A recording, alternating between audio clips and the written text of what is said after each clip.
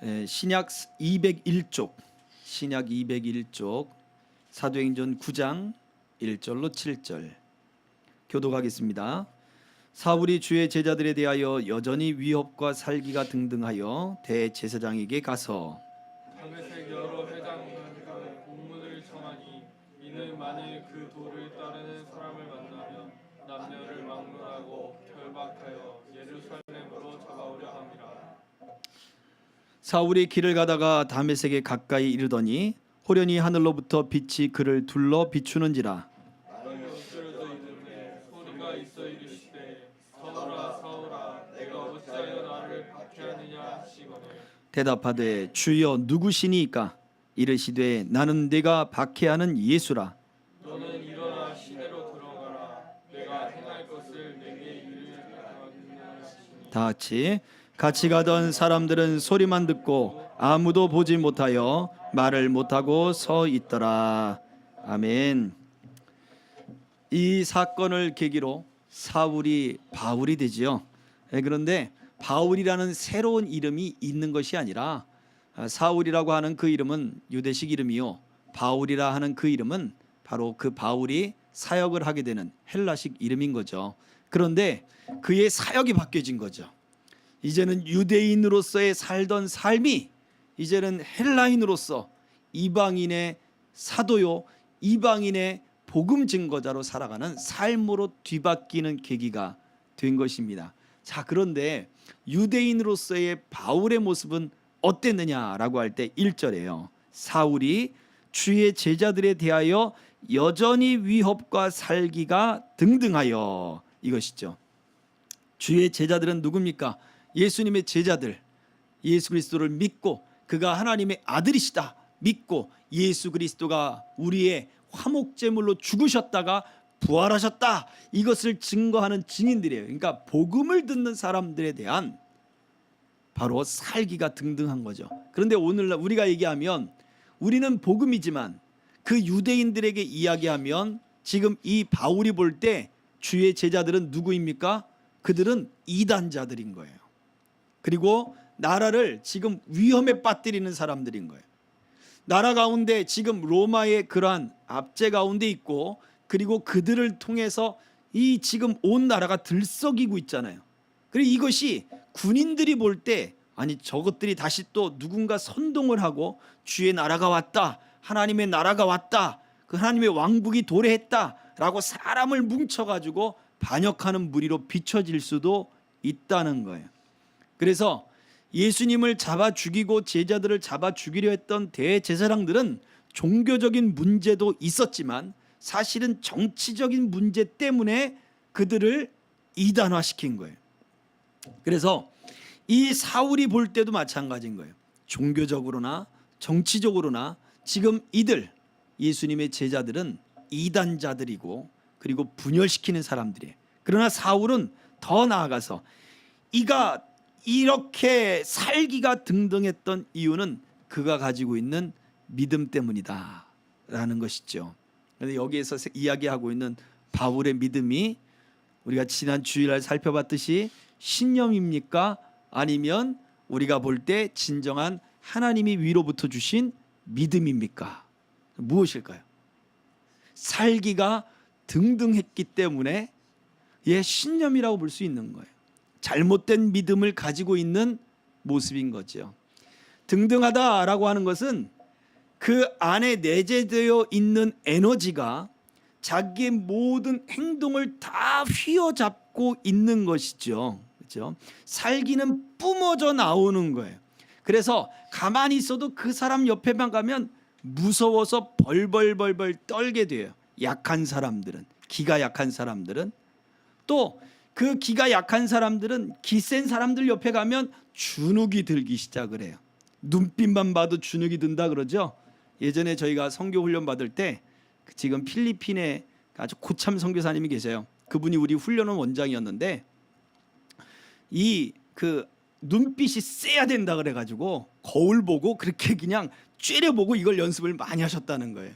근데 진짜 그분 얼굴 보면 무서워요. 근데 그분이 하는 말이 뭐냐면 그걸 후회한다 그래요. 딱 미간에 줄이 내천자가 딱 생기면서 딱 쳐다보면 무섭습니다. 그러니까 기가 세게 보이는 거죠. 그런데 그게 좋은 게 아니다라는 것을 그분의 인생을 돌이켜 보니 깨닫게 되더라 이거예요. 웃는 얼굴을 했어야 되는데, 웃는 표정을 자꾸 짓고 거울을 보고 그랬어야 되는데, 그냥 기센 모습, 그냥 어떻게 하면 눈을 그냥 부릅뜨고 그냥 쫙 이렇게 하느냐, 그것만 연습을 해가지고 자기 인생을 후회한다는 이야기를 하더라고요. 이게 기세가 등등하다는 게 그거예요. 바울은 지금 자기가 가지고 있는 신념이 자기 몸 바깥에 다 흘러나와서 자기의 행동을 그냥 다 주관하고 있는 거예요. 이게 기세가 등등한 거죠. 근데 어떤 기세가, 온화한 기세가, 사랑의 기세가 아니잖아요. 살기가 등등하는 거예요. 미워하고 죽이고 판단하고 비판하는 것이죠. 그것이 그에게서 튼튼하게 나타나는 거예요. 우리가 예전에는 사람에게 해를 가해야 그것이 범죄가 됐지만, 성경에는 무엇입니까? 내 형제를 비방하는 자, 미워하는 자는 이미 살인했다 이거죠. 이것이 성경이 바라보는 죄의 관점이에요. 그것이 지금 바울에게 신념이에요. 하나님을 향한 열심이, 그의 신념이 그걸 만들어 버렸고, 그의 모든 행동을 다 휘잡아서 지금 그가 가지고 있는 믿음의 기준을 가지고, 그가 가지고 있는 신념의 기준을 가지고 주의 제자들을 잡아서 때리고 옥에 갇히고 하는 그 일들을 하고 있는 거예요. 우리는 바울이 아니니까 우리는 그런 적이 없어요 라고 말을 할 수 있겠지만 절대 그렇지 않아요. 우리도 항상 누군가의 비판자의 위치에 서지 않습니까? 우리가 판단하고 그 사람을 정죄하고 우리가 뒷담화라고 이야기하는 그 이야기가 왜 나와요? 우리가 판단자의 위치에 서기 때문에 그래요. 바울이 나중에는 뭐라고 고백합니까? 내가 약한 자에게는 약한 자가 되고 강한 자에게는 강한 자가 되고. 이유가 뭐예요? 그 사람들을 판단하지 않고 아무쪼록 그들이 예수를 믿게 하기 위하여다. 이렇게 바울은 바뀌어졌단 말이에요. 그 전까지 그는 판단하는 자고 살기가 등등한 자, 신념이 등등해서 그렇게 자기의 신념으로 모든 것을 판단하는 삶을 살았더라 이거죠. 하나님이 그 바울을, 그 사울을 만나 주신 거예요. 자, 그렇다면 우리가 신념이 아니라 정말 믿음으로 살 수 있는 방법이 무엇이냐? 이거는 이 사울을 누가 고쳤습니까? 하나님이 고쳐주셨잖아요. 우리 주님이 고쳐주셨잖아요. 어떻게 해요? 3절입니다. 사울이 길을 가다가 다메섹에 가까이 이르더니 호련히 하늘로부터 빛이 그를 둘러 비추는지라. 어느 길을 갔습니까? 살기가 등왕등해가지고 그냥 주의 제자들을, 다메섹에 있는 제자들을 잡아서 죽이려고 하는 그 살기가 등등했던 거잖아요. 그 길을 가고 있는 거예요. 그런데 그 길에 주의 빛이 그 살기보다 더 강렬한 빛이 그를 둘러 비추니까 어떻게 됩니까? 고꾸라지는 거죠. 거기서 변화가 일어나는 거예요. 우리에게도 그래서 은혜가 필요한 것입니다. 사람이 안 변한다고요? 바울을 보십시오. 변하지 않습니까? 누가 바꿉니까? 하나님의 은혜가 바꾸는 거예요. 그만큼 강렬한 내 신념을 누가 꺾느냐? 주님이 꺾으시더라 이거죠. 잘못된 길을 가고 있는데 그 길을 바꾸시는, 그 길의 용도를 바꾸셨어요. 잡아 죽이려고 갔던 길에서 그 다메섹 성에서 기도하기 시작하고, 그 성에서 말씀을 연구하기 시작하고, 그 성에서 복음을 전하더라는 거예요. 놀랍지 않습니까? 결국 다메섹 성을 갔어요. 그런데 거기 목적이 바뀌어버렸고 용도가 바뀌어버렸어요. 하나님이 그 길을 걷는 그 길을 완전히 하나님이 바꿔주셨어요. 그 계기는 바로 이거예요. 그가 가지고 있는 살기보다 더 등등한, 그의 등등한 살기를 완전히 둘러 감싸는 하나님의 빛이 그에게 비추더라. 저와 여러분들에게 필요한 것은 바로 이것입니다. 하나님, 나를 주의 빛으로 둘러 비추어 주시옵소서.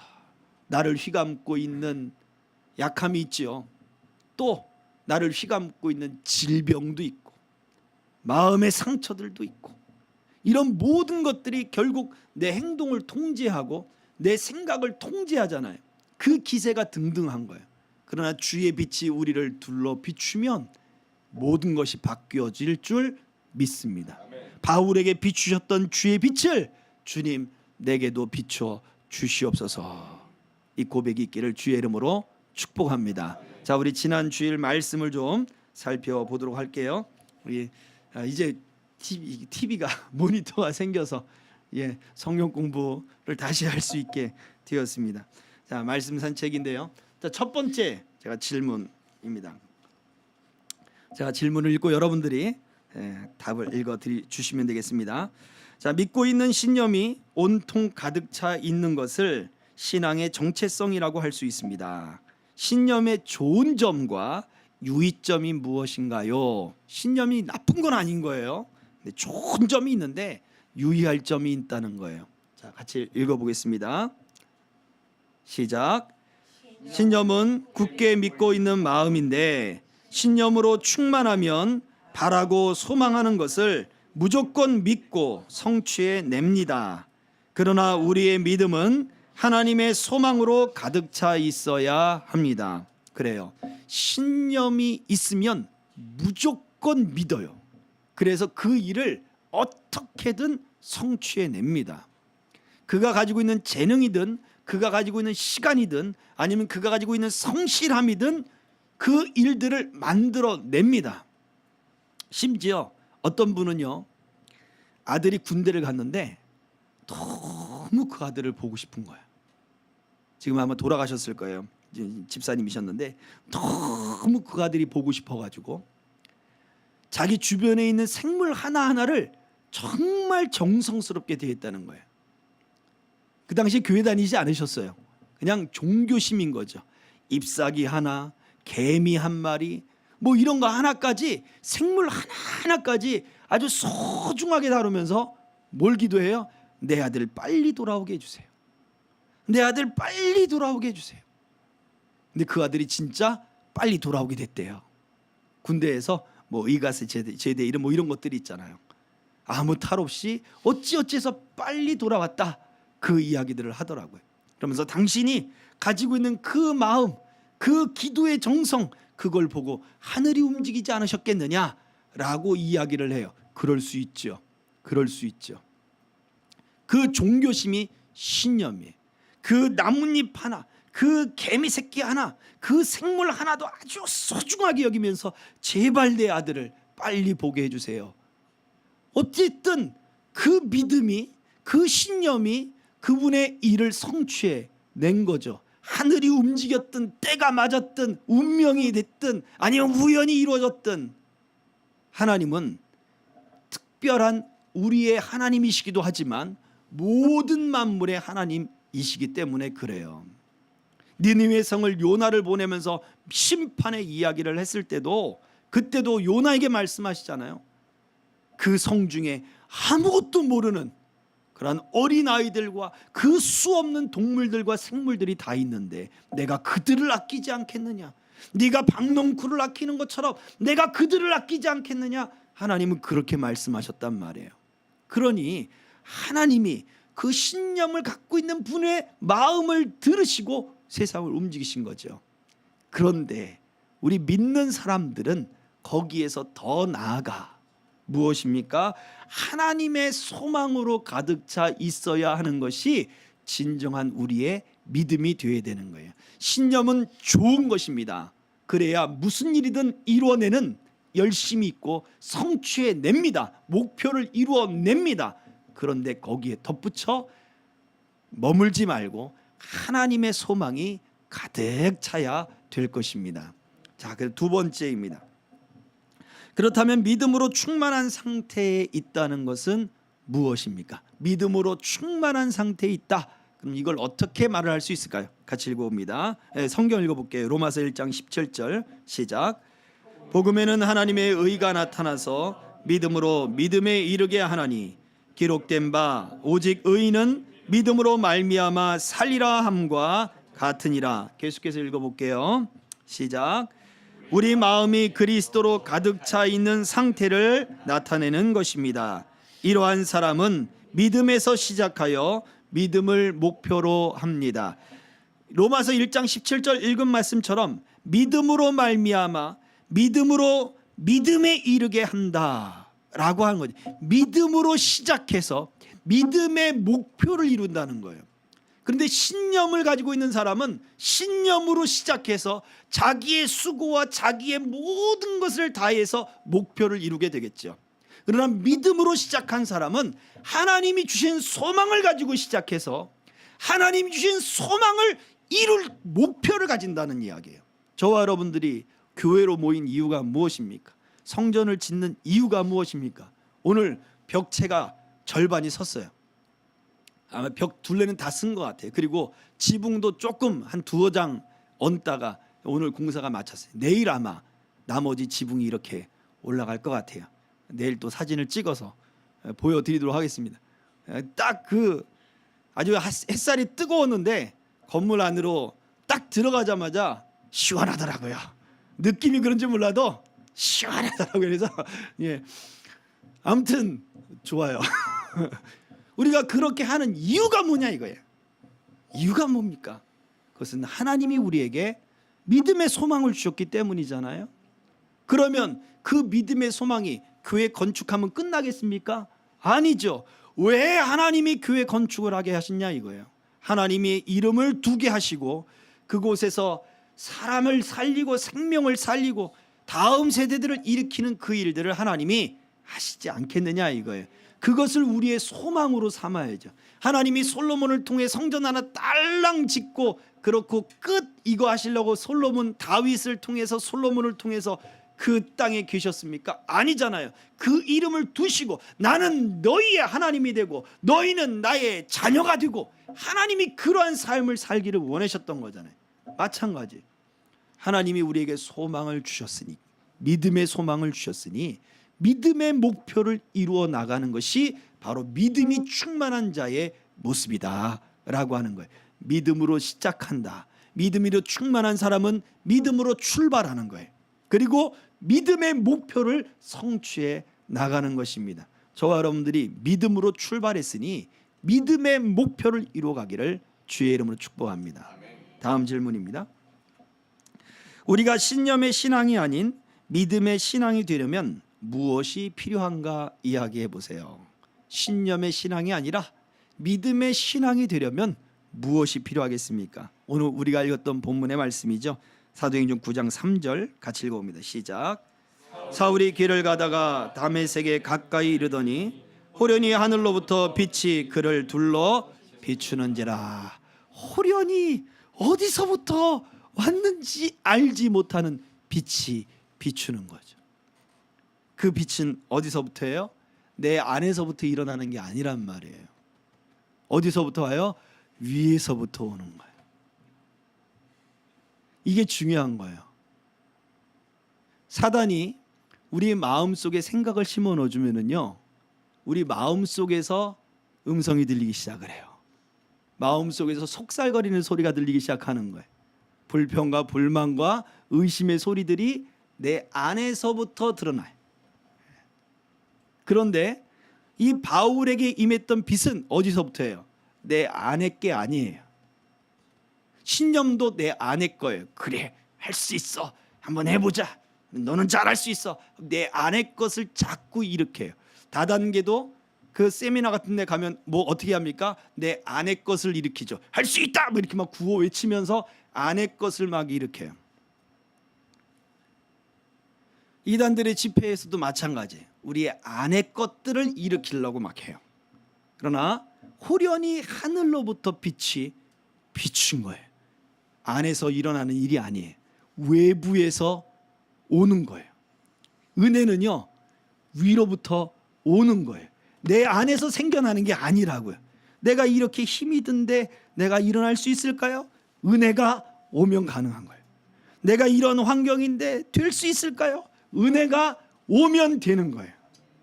이게 은혜의 법칙이고 이게 신념이 믿음으로 바뀌어지는 법칙이라는 거죠. 그래서 읽어봅니다. 시작. 눌러주세요. 예, 시작. 외부로부터 더 강렬한 빛이 와야 합니다. 그래야 내부로부터 강렬하게 뿜어져 나오는 신념이 꺾어 눌러져 버리고 새로운 비전의 삶이 시작됩니다. 그렇습니다. 바울의 신념의 삶을 하나님의 빛이 비추니까 꺾여져 버리고 사울이었던 삶이 이제는 바울의 삶으로 이방인의 사도로 그의 삶이 바뀌어져더라. 내가 하나님 내 인생 어떻게 하면 좋겠습니까?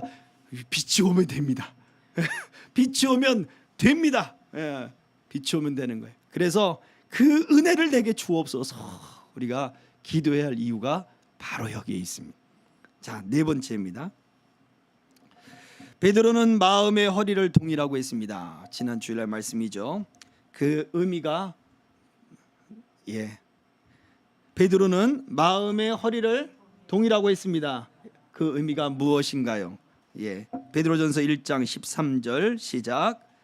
그러므로 너희 마음의 허리를 동이고 근신하여 예수 그리스도께서 나타나실 때에 너희에게 가져다 주실 은혜를 온전히 바랄지어다. 마음의 허리를 동이라.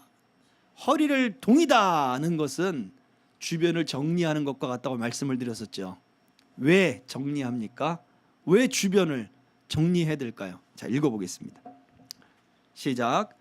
그리스도인다운 행동을 하기 위해 거스르는 것들을 정리해야 한다는 것입니다.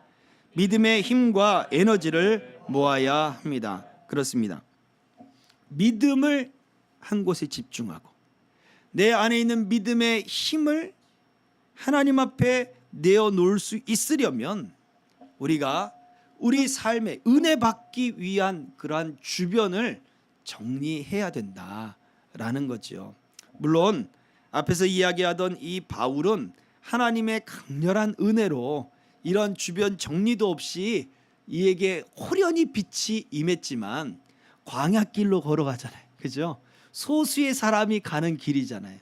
그냥 그 광야길 그 떼양볕에 아니면 그 황량한 길을 걸어가는 그 길에 그 길을 걸어가면서 무슨 생각을 하겠냐고요. 정신이 뺏기거나 그러지는 않을 거예요. 그때 하나님이 그에게 나타나 주신 거죠. 현대 사회에 벌써 이게 한 20년 된 이야기인데 영성신학을 하는 그 목사님이 책에 쓴 내용이 있어요.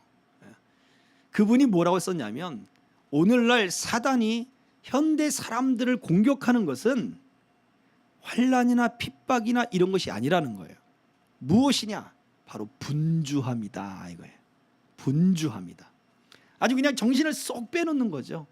바쁘게 하는 거예요. 뭘 했는지 모르게 하루가 지나가 버리는 거예요. 그 분주함이 우리가 하나님의 은혜에 집중하지 못하도록 만든다 이거예요. 그래서 우리가 골방에 가서 기도하라는 이야기는 조그만 방에 가서 기도하라는 게 아니라 모든 분주함, 모든 것들을 내려놓고 주변 정리가 되어지는 그곳에 가서 기도해라 이거죠. 분주함이 내려져 놓아야 한다라는 것입니다. 자, 그렇습니다. 그리스도인다운 행동을 하는 것은 마음의 허리를 동이는 거죠. 자, 그 다음 질문이에요. 그리스도인답게 하는 끈, 바로 그 마음의 허리를 동이는 그 끈, 믿음의 힘을 모으고 믿음의 행동을 하게 하는 이 마음의 끈을 베드로 사도는 근신하여, 근신이라는 말로 표현해 놓았습니다. 그 의미가 무엇일까요? 자, 같이 읽어볼게요. 시작.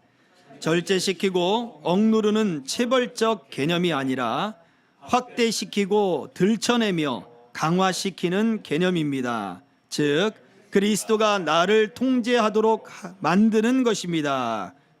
오타가 있었습니다. 그리스도가 나를 통제하도록 만드는 것. 보세요. 우리가 회개한다라고 할 때 회개하면 내 안에 있는 것들이 막 쏟아져 나오지요. 하나님 앞에 다 그냥 나도 모르게 내 죄들을 막 고백하게 되어 있어요. 그 죄들을 하나님이 다 일일이 듣고 용서해주고 그러기 위해서 하나님이 고백하게 만드시는 게 아니라는 거예요. 너 그거 고백 안 했어? 그렇게 하나님이 하시는 것이 아니라 그 죄를 고백함으로 어떻게 돼요? 내 안에 있는 것들이 드러나게 되어 있어요. 하나님 앞에 다 들춰져 나게 되어 있어요. 그 하나님 앞에 들춰냄으로써 그 다음에 비로소 하나님의 통제가 그 속에 시작되게 되는 거예요. 고름이 생겼습니다. 그러면 그 고름을 놔두면 병이 안 나요. 그 고름을 어떻게 해야 돼요? 짜내 버려야 되는 거예요. 물론 항생제를 잘 먹고 주사제를 잘 맞으면 고름이 흡수돼 사라질 수도 있겠죠. 그런데 더 빠른 것은 째서 짜버리면 금방 나요. 바로 우리의 죄를 들춰내고 이것을 강화시키고 이것을 그냥 이렇게 막 하나님 앞에 내어놓게 만드는 것이 바로 그런 치료의 과정이죠. 그래서 근신하라는 것은 무조건 절제시키고 억누르고 참고 인내하고 이게 아니라 그 근신하는 것은 하나님 앞에 드러내고 들춰내고 고백하고 내어놓는 거예요. 그때에 그리스도가 나를 통제하기 시작하는 것입니다. 결국 마음의 허리를 동이는 이유, 그 방법은 그리스도가 나를 통제하도록 만드는 거예요. 내 감정을 통제하고 내 생각을 통제하고, 그게 바로 하나님의 소망이 우리에게 심어지는 거죠. 그리스도가 나를 통제할 때 하나님의 소망이 생긴다고요. 다음 질문이 그거예요. 6번째입니다. 한글 성경에는 이 본문이 나타나 있지 않습니다. 그러나 사도는 너로 소망을 가득한 상태로 만들라라고 하는 문장이 들어가 있어요. 그 소망이 무엇이냐라는 거죠. 너로 소망을 가득하게 만들어라. 이 신념이 아니란 말이에요. 베드로전서 1장 13절 다시 한번 읽어볼게요. 시작.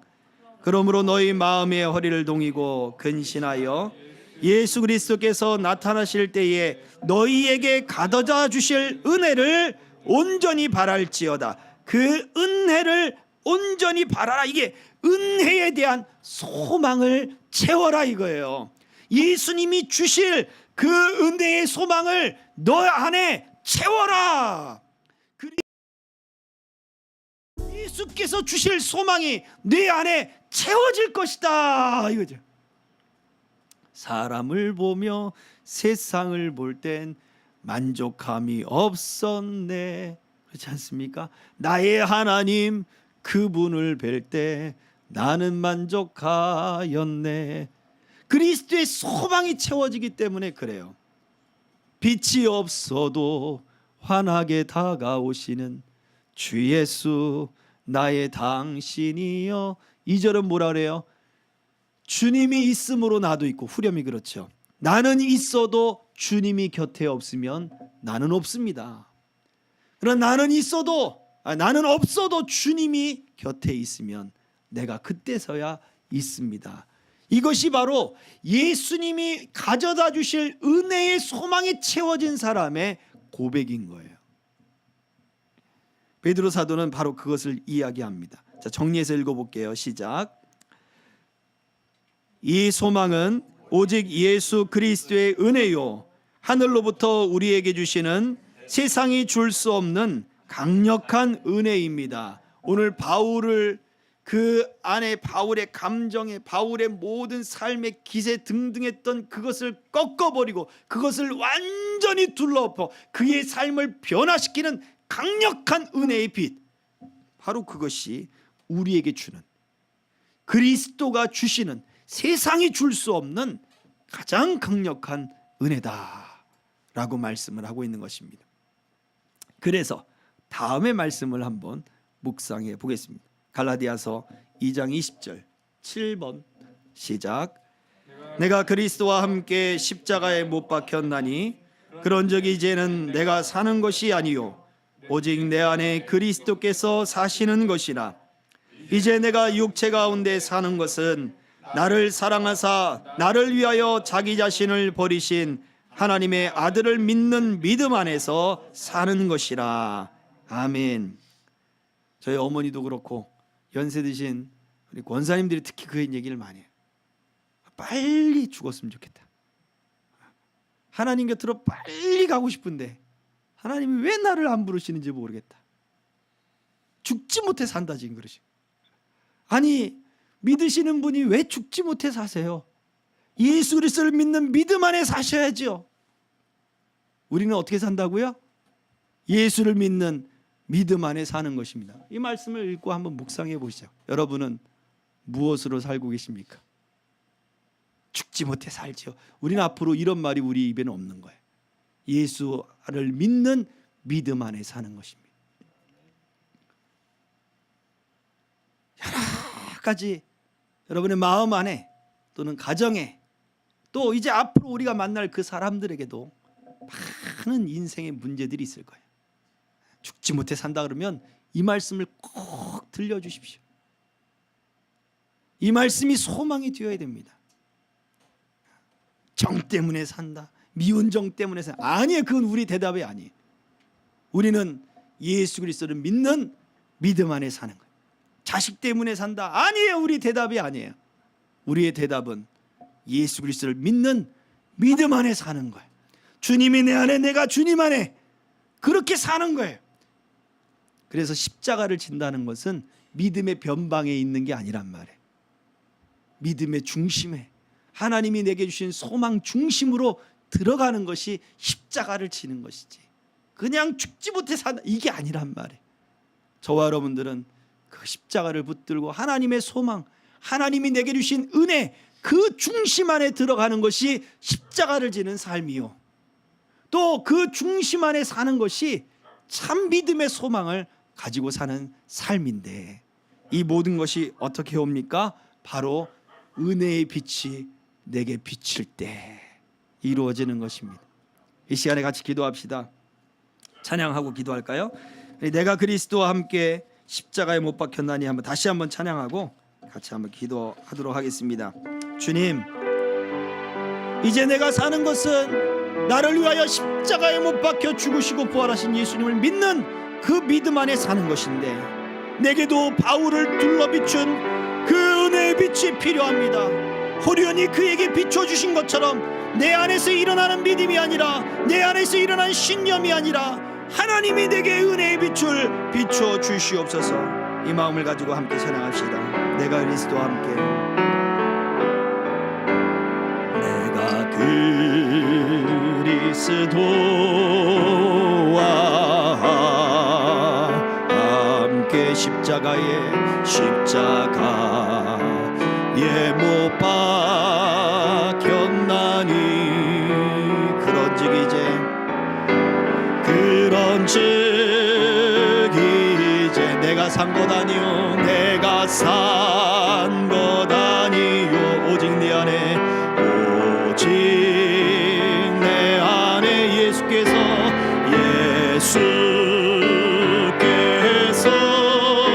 사신 것이라. 이제 내가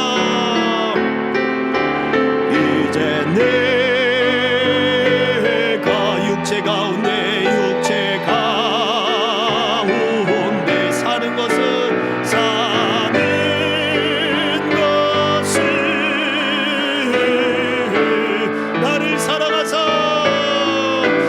나를 사랑하사 자기 몸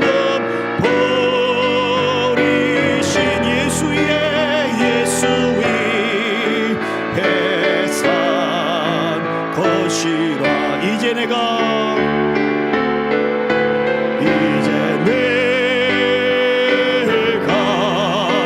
육체 가운데 사는 것은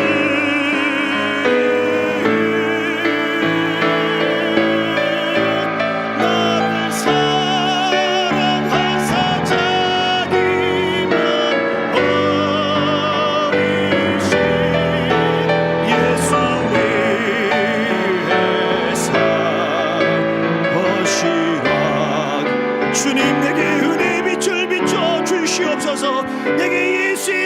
아버지